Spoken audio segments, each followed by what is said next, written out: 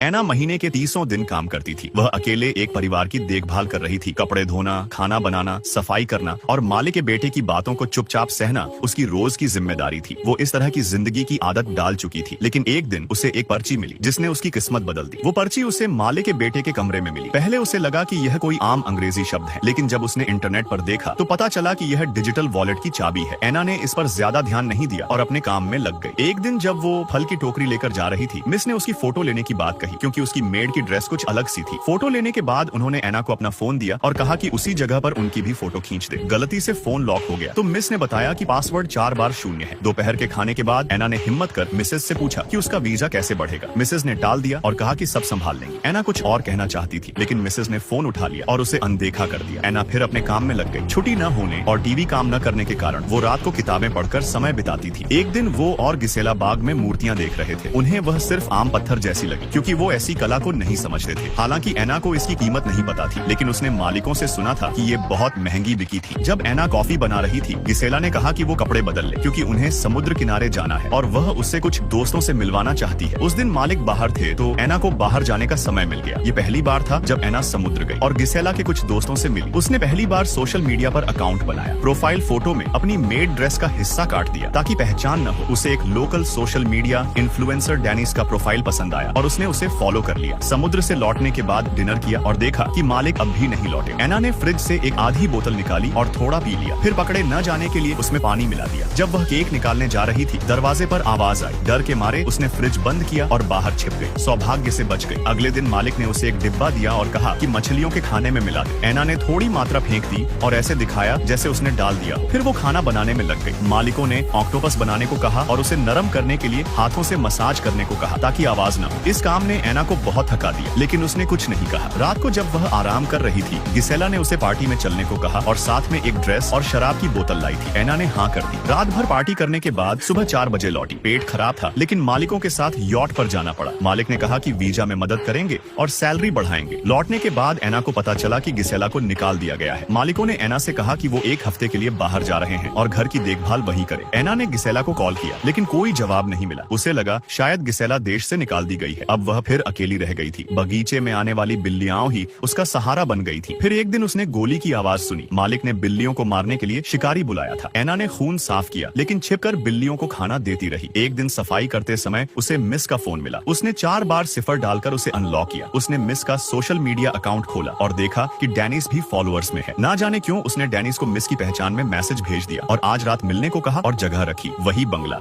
गांव के मुखिया ने एक आदमखोर सुअर को पकड़ा। उसने गांव वालों को बुलाया और जश्न